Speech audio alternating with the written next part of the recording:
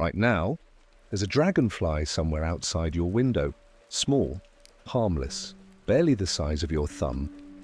But 300 million years ago, its ancestors were the size of hawks. And they were hunting. 300 million years ago, long before dinosaurs walked the earth, before mammals existed, before flowers had ever bloomed, you wouldn't recognize this planet. This was the Carboniferous period, when the continents were still drifting into place and the very air itself was alien. Humans wouldn't appear for another 299 million years. The great extinction that would kill the dinosaurs was still 235 million years in the future. This was Earth's adolescence, when the planet was still experimenting with what life could become. You couldn't breathe the air. You couldn't survive the forests. You couldn't escape the giants that ruled the sky. The world was green in a way we can barely imagine. Vast, swampy forests covered the continents, so thick and endless that they would eventually become the coal deposits we burn today. The climate was tropical everywhere. There were no ice caps, no deserts, no seasons as we know them. But we'll take this journey gently, because some truths about our planet are too big to grasp all at once, because understanding that our familiar world is just one brief chapter in a much stranger story takes time to accept. Right now, you're breathing without thinking about it. Your lungs are pulling in air that's 21% oxygen, safe, predictable. The same air humans have breathed for thousands of years. Now imagine lying in the same position you're in right now, but the air around you is different. Thicker, richer, electric, with possibilities and dangers you can't even imagine. 300 million years ago, the air contained 35% oxygen. That's like taking every breath through a mask, pumping pure life into your system. Your first breath would make you dizzy. Your second would make you euphoric. Your third might make you pass out entirely. This was air so rich it was essentially poison to anything that wasn't built for it. Your human lungs would struggle, then fail, then give up entirely within minutes. The very thing that made life possible for the giants of this world would kill you faster than drowning. In that ancient world, breathing would be work, real work. Like trying to drink from a fire hose when all you want is a sip of water. The forests around you would be burning constantly. The oxygen-rich air made everything combustible. A single spark would set entire continents ablaze. The sky would be orange with smoke and flame. The very air that created giants also created an endless cycle of destruction.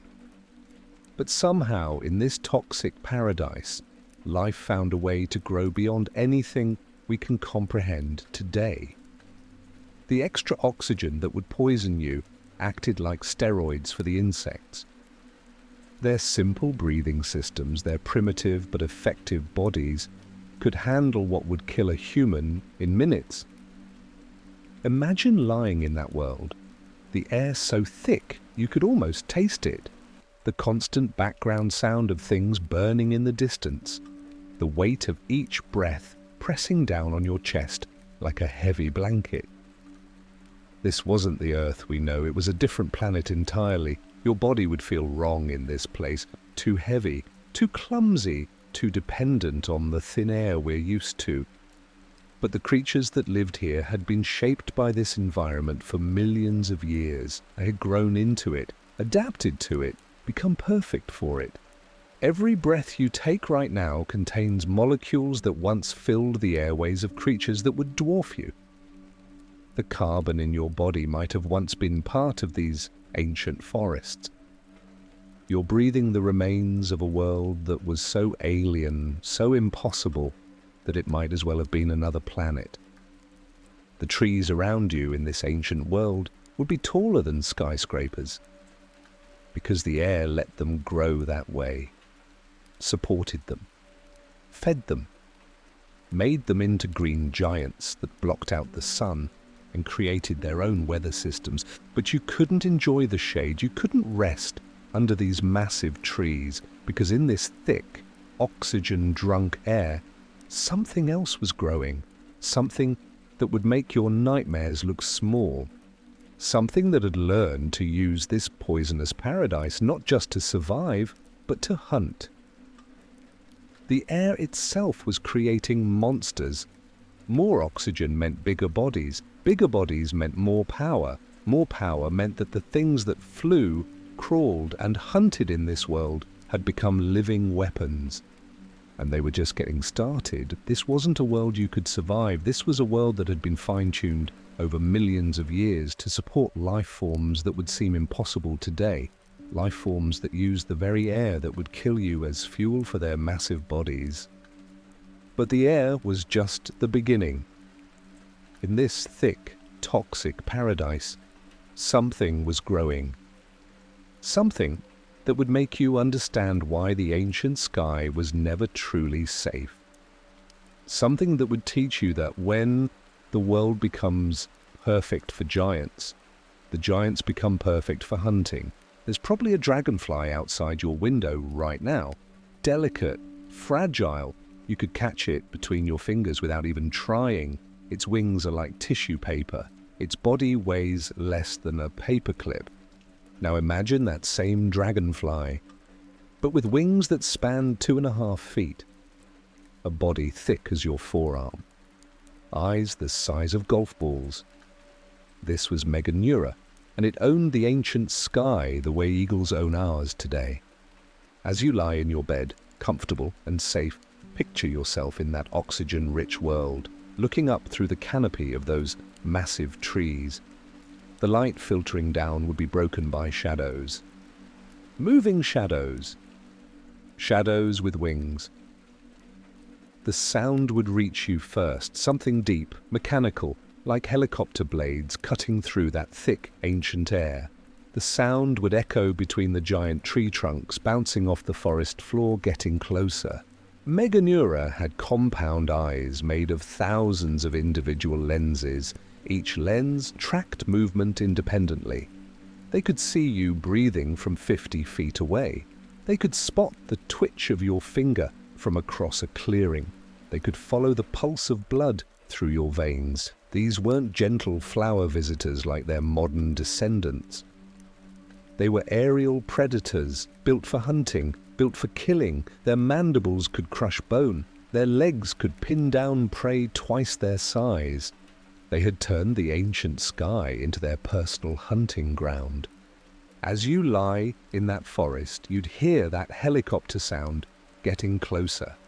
You'd try to stay perfectly still, but your heart would be hammering, your breathing would be too loud. Every small movement would send ripples through the undergrowth, and those thousands of lenses would be tracking every single one. The attack would come without warning.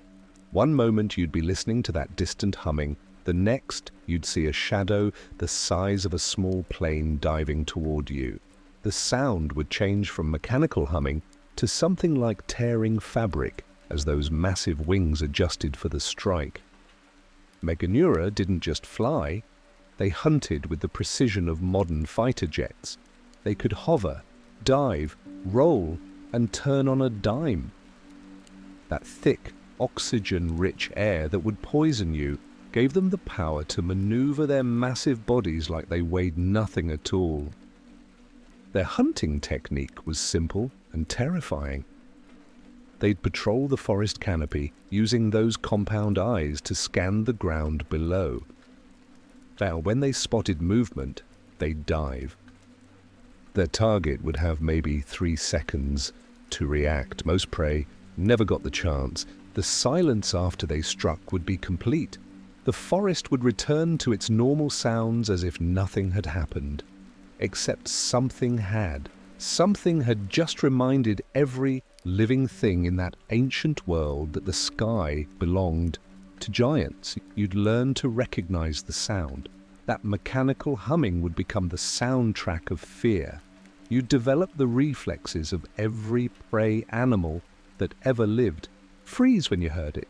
Don't move until the sound faded. Hope that those thousands of lenses hadn't spotted you.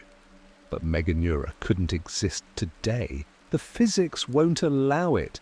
Their breathing system, their body structure, their wing mechanics, all of it was perfectly adapted to that ancient atmosphere.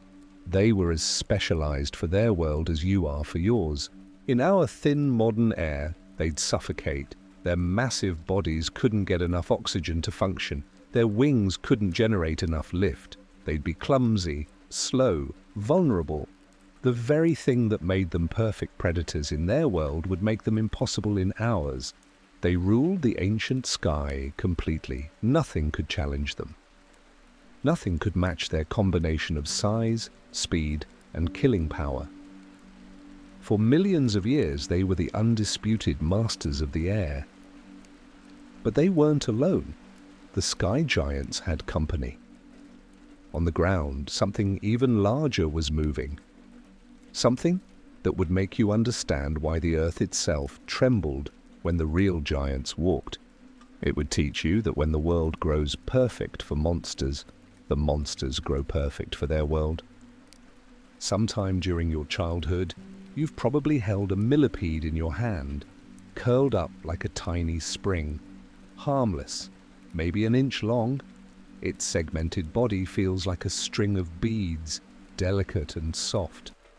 Now imagine that same creature, but 8 feet long, thicker than your torso, with armor plating that could deflect any attack.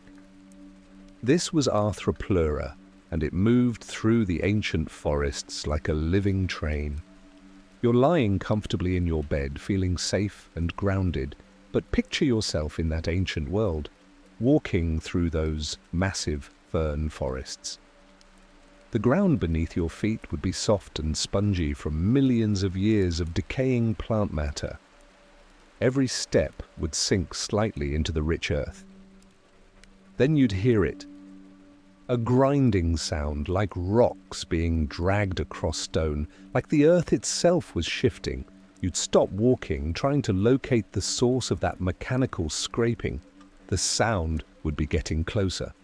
Arthropleura moved in segments. Each section of its body would lift, extend, and plant itself in perfect rhythm.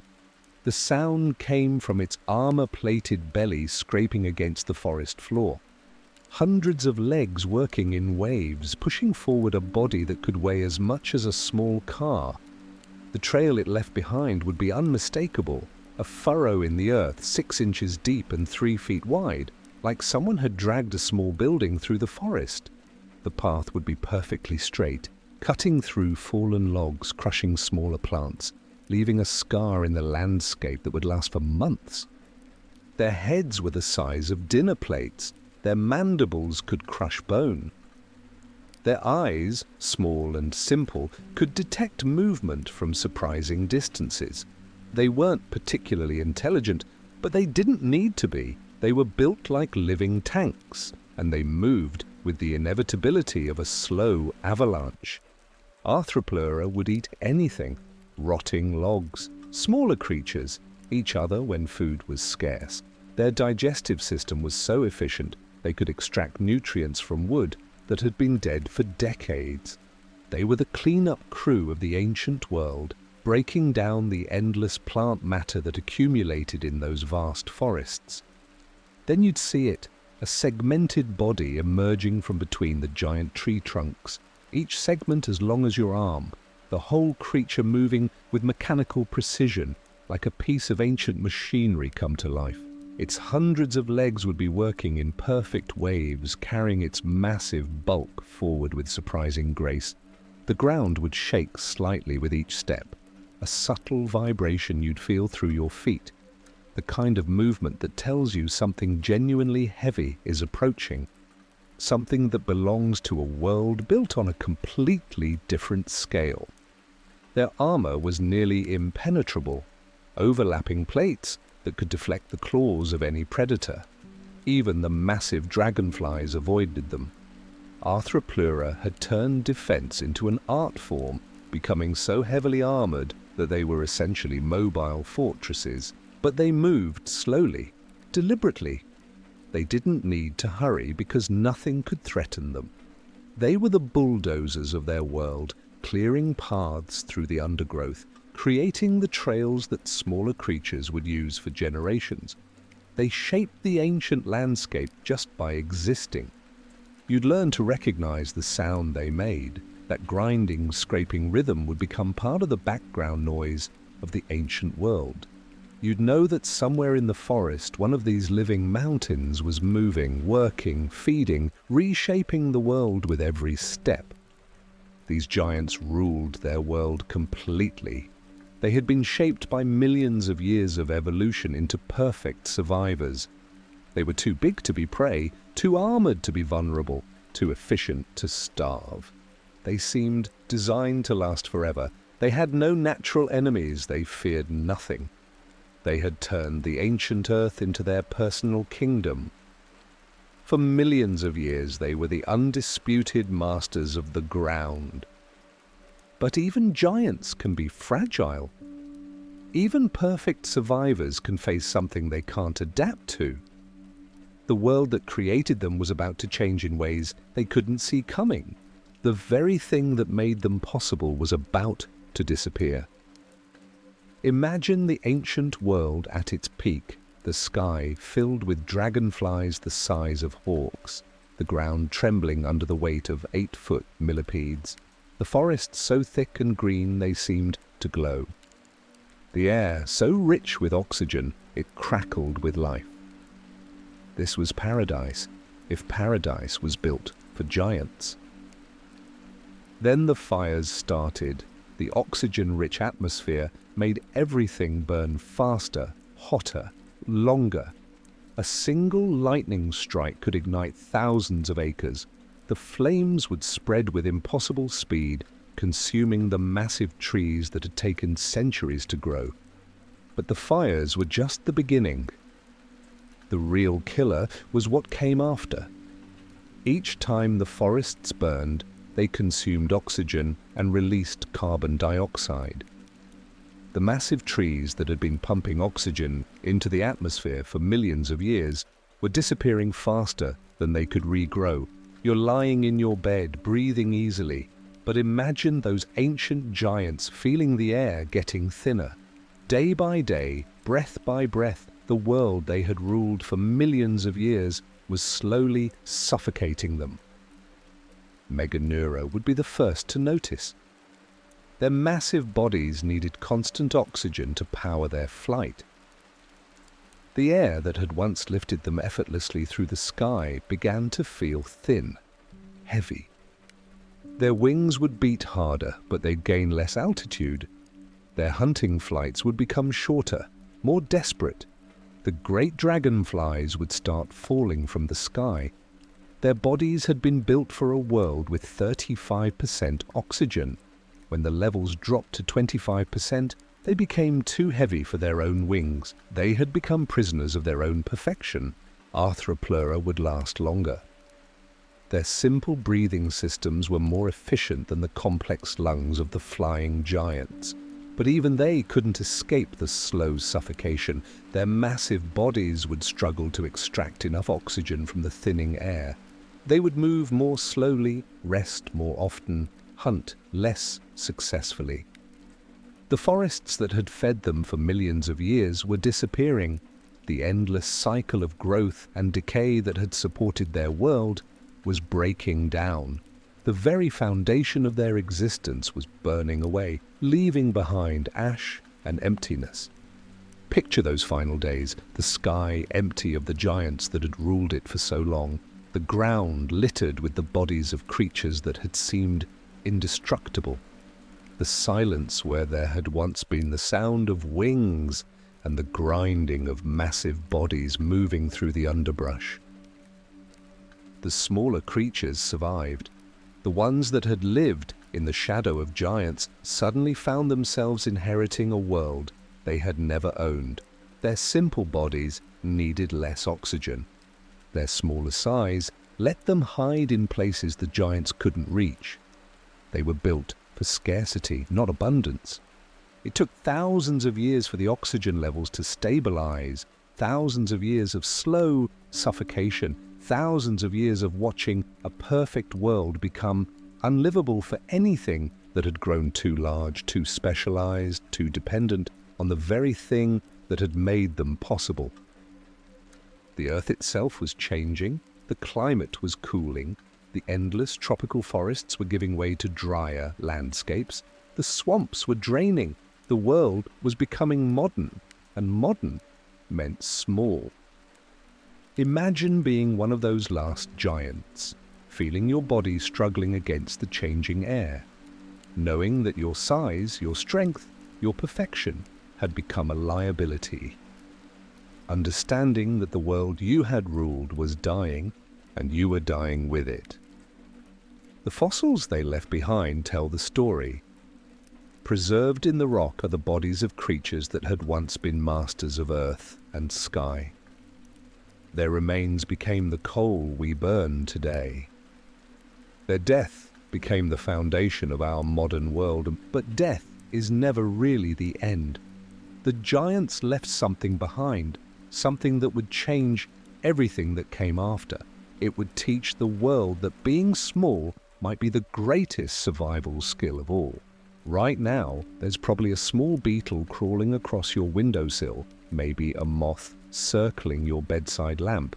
Tiny, harmless, so small you barely notice them. These are the descendants of giants, and they carry the memory of a world we can barely imagine. The fossil record tells us a story written in stone.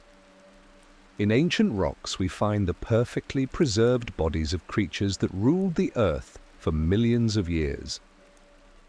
Meganeura wings spread wide, caught in the moment of their final flight. Arthroplura coiled in death, their segmented bodies looking like ancient armor left behind by forgotten warriors.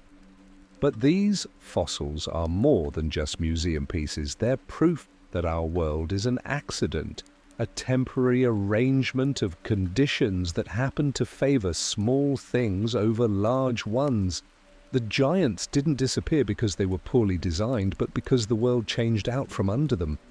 Their death created the space for everything that came after. When the oxygen levels dropped and the giant insects suffocated, they left behind empty niches, ecological roles that needed to be filled. The vertebrates that had been hiding in the shadows suddenly found themselves inheriting a world without aerial predators the size of hawks. This is when the first flying vertebrates appeared, primitive reptiles that would eventually become dinosaurs. They were small at first, cautious, still remembering a world where the sky belonged to hunters, with compound eyes and helicopter wings. But they grew bolder as the silence confirmed what they hoped. The giants were truly gone. Picture the first small dinosaur that dared to look up at the sky without fear. The first mammal ancestor that ventured into open spaces without listening for the sound of massive wings. The first bird that realized it could fly without competing with monsters. They were inheriting a world that had been redesigned for smaller, more adaptable creatures. But the giants left more than just empty spaces. They left lessons written in stone. The fossil record shows us what happens when a world becomes too specialized, too dependent on specific conditions. The giants had been perfectly adapted to their environment. That perfection became their weakness when the environment changed. Modern insects are living proof of this lesson. They stayed small, stayed flexible, stayed able to survive in a world that might change again. That dragonfly outside your window could survive conditions that would kill creatures 10 times its size. It learned the survival value of being insignificant. Sometimes scientists find ancient insects preserved in amber. Trapped in tree resin millions of years ago, they look so perfect, you could imagine they died yesterday. But look closely at these amber prisoners. Even the largest ones are smaller than their ancestors. They were already adapting, already shrinking, already preparing for the world that was coming. The carbon in your body might have once been part of those ancient forests. The oxygen you're breathing might have been produced by trees that fed the giants. You're made of the same elements that built their world. You're breathing the atmosphere they created. In a very real sense, you're living inside their legacy. Today's insects are echoes of thunder. When you hear a bee buzzing in your garden, you're hearing a whisper from the Carboniferous period. When you watch a dragonfly hunting over a pond, you're seeing a ghost of the sky giants. They carry the memory of a world where insects were kings, but they also carry the memory of how quickly kings can fall. Evolution taught them to stay small, stay humble, stay ready for the next change. They learned that survival isn't about being the biggest or the strongest. It's about being the most adaptable when the world inevitably changes again. What would happen if the oxygen levels rose again? If the atmosphere returned to 35% oxygen? The answer is both fascinating and terrifying. Within a few generations, insects would start growing larger. Their bodies would respond to the rich air the same way their ancestors did. The giants would return, but they won't. The plants that created that oxygen-rich atmosphere are gone. The climate that supported those massive forests has passed. The geological conditions that made the Carboniferous period possible were a one-time event in Earth's history. The age of giants is over. We live in the shadow of their memory. Every breath you take is possible because they died. Every step you take is safe because they're gone. We inherited a world made small so we could grow large. A world where vertebrates could experiment with intelligence, with culture, with technology. The giants ruled their world completely, but they ruled it briefly. We've been rulers for a much shorter time, but we've changed our world more dramatically than they ever did. The question is whether we've learned their lesson about the danger of becoming too specialized, too dependent on conditions that might not last. Tonight, when you hear the gentle buzzing of insects outside your window, remember what you're really hearing. You're hearing the voices of survivors, the descendants of giants who learned to be small, the inheritors of a world that was built for monsters, but redesigned for the meek. You're back in your bedroom now, the soft sheets, the familiar walls, the gentle hum of modern life around you. That ancient world of giants feels like a dream, something too strange to have been real. But it was real.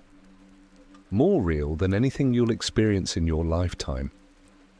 The earth beneath your bed has been many different worlds. It's been a snowball planet, frozen solid from pole to pole. It's been a greenhouse world with no ice anywhere. It's been a world of giants and a world of microscopic life and countless worlds in between.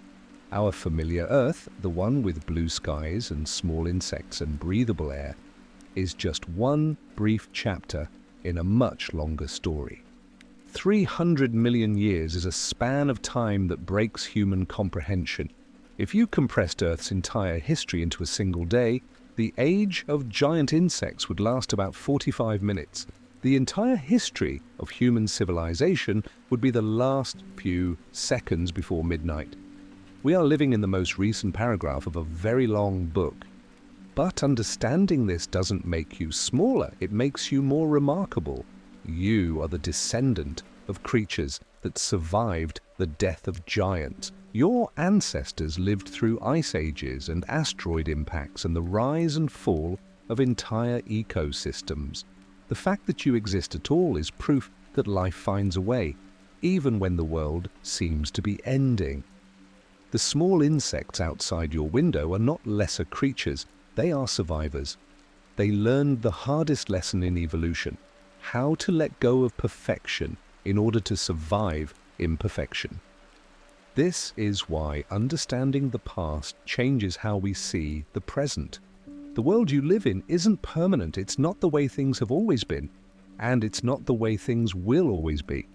Every moment of consciousness, every breath of clean air, every day of safety from sky-hunting giants is a gift from deep time. You are living in the brief window between one impossible world and the next. The giants had their time. They ruled completely, lived fully, and died when their world changed. They were experiments in what life could become under different conditions.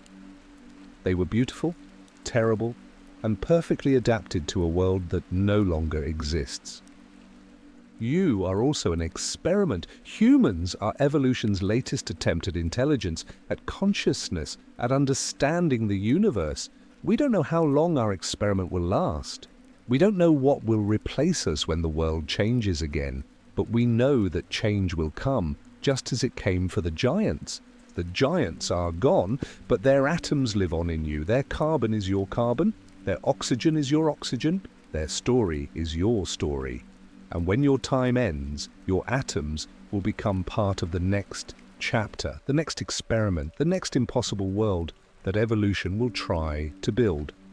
Tonight, as you drift off to sleep, listen carefully. That tiny buzzing outside your window is more than just an insect. It's a whisper from the past, a reminder that this world has been many worlds and will be many more. Sleep well in your small, safe world. Dream of giants, dream of thunder, dream of the world that was, and the worlds that might be.